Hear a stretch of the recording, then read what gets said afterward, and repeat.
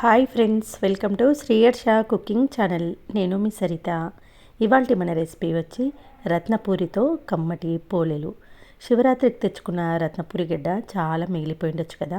ఏం చేయాలని ఆలోచిస్తున్నారా? అయితే ఇలా నోట్లో వేస్తే అలా కరిగిపోయే మెత్తటి బొబ్బట్లను ట్రై చేయండి. ఎంత బాగుంటాయంటే పప్పుతో చేసిన రవ్వతో చేసిన పోలేల కన్నా ఈ పోలేలు చాలా బాగుంటాయి.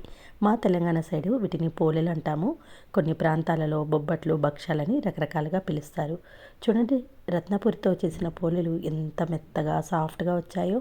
మరి ఆలస్యం చేయకుండా పర్ఫెక్ట్ రత్నపూరి పోలేలను ఎలా చేయాలో చూసేద్దాం పదండి. దీనికోసం ముందుగా ఒక బౌల్లోకి 1 కప్పు మైదా పిండిని కానీ గోధుమ పిండిని కానీ తీసుకోండి. దీంట్లో చిటికెడు సాల్ట్ వేసి కలిపేయండి. తర్వాత కొన్ని వాటర్ని యాడ్ చేస్తూ పిండిని ఎంత మెత్తగా ప్రిపేర్ చేసుకుంటే మనం చేసే పోలేలు అంత సన్నగా మెత్తగా వస్తాయి. చూడండి, ఇలా స్టిక్కీగా టూ సాఫ్ట్గా ప్రిపేర్ చేసుకొని ఒక 2 టేబుల్ స్పూన్ల ఆయిల్ని అప్లై చేసేసి మూత పెట్టి అరగంట పాటు రెస్ట్ ఇవ్వండి. అరగంట పాటు రెస్ట్ ఇస్తే పిండి ఇంకా సాఫ్ట్గా అవుతుంది. ఈలోపు మనము స్టఫింగ్ ప్రిపరేషన్ చూద్దాము. దీనికన్నా ముందుగానే నేను రత్నపూరి గడ్డను ఉడికించుకున్నాను.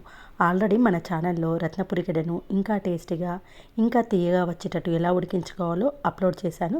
వీలైతే డిస్క్రిప్షన్లో లింక్ ఇస్తాను. ఇలా ఉడికించుకున్న రత్నపూరి గడ్డను పీల్ ఆఫ్ చేసుకొని ఒక బౌల్లోకి వేసేసి ఇలా మెత్తగా ఉండలు లేకుండా స్మాష్ చేసి ముద్దలా చేసి పక్కన పెట్టి ఇప్పుడు స్టవ్ ఆన్ చేసేసి ఒక బౌల్లోకి 1 కప్పు తురిమిన బెల్లము, ఒక 2-3 టేబుల్ స్పూన్ల వాటర్ని యాడ్ చేసి బెల్లాన్ని పూర్తిగా నీళ్ళలో కరిగించుకోవాలి. ఇక్కడ ఎలాంటి పాకం రానవసరం లేదు. అయితే బెల్లం ఎంత తీసుకోవాలని డౌట్ రావచ్చు. మనము ఉడికించుకున్న రత్నపూరి గడ్డ మిశ్రమం చూడండి, అది 2 కప్పుల వరకు ఉంటే 1 కప్పు తురిమిన బెల్లాన్ని తీసుకోవాలి.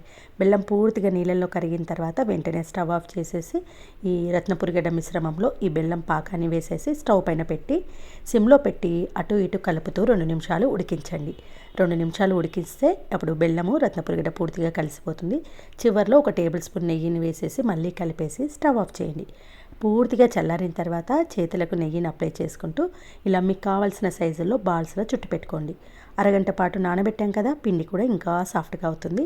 అయితే చేతికి అతుక్కోకుండా కొంచెం నూనెను రాసుకొని ఇలా చిన్న బాల్స్లా ప్రిపేర్ చేయండి. చిన్న పూరిలాగా ఇలా వెడల్పుగా చేసుకొని మధ్యలో స్టఫింగ్ పెట్టేసి కంప్లీట్గా కవర్ అయ్యేలా క్లోజ్ చేసేసి రౌండ్గా చుట్టేయండి. చూడండి, ఇప్పుడు పూరి ప్రెస్లో 2 పాలిథిన్ పేపర్లు వేసుకొని 2 పేపర్లకు నెయ్యిని అప్లై చేసుకొని మధ్యలో పెట్టి మళ్ళీ కవర్ను వేసేసుకొని నెమ్మదిగా పైన ప్రెస్ చేయండి. గట్టిగా ప్రెస్ చేశారంటే అది బయటకు వచ్చేస్తుంది, ఎందుకంటే సాఫ్ట్గా ఉంటుంది పిండి కాబట్టి. ఇలా ప్రిపేర్ చేసుకున్న తర్వాత వేడి పెనం పైన నెయ్యిని అప్లై చేసుకొని అటు ఇటు టర్న్ చేస్తూ మంచి కలర్లోకి మారిన తర్వాత పెనం నుంచి తీసేసేయండి. ఇదే మాదిరిగా నెక్స్ట్ పోలేలన్నీ ప్రిపేర్ చేయండి. పిండి ఎంత సాఫ్ట్గా ఉంటే మనం చేసే పోలేలు అంత సన్నగా వస్తాయి. ఇలా పూరి ప్రెస్ ద్వారా చేస్తే ఎన్ని చేసినా మనమే ఈజీగా చేసుకోవచ్చు. కొంతమంది పూరి ప్రెస్ లేనివారు పాలిథిన్ పేపర్ పైన ఇలా స్ప్రెడ్ చేస్తూ కూడా చేసుకోవచ్చు. చాలా ఈజీగా అయిపోతాయి.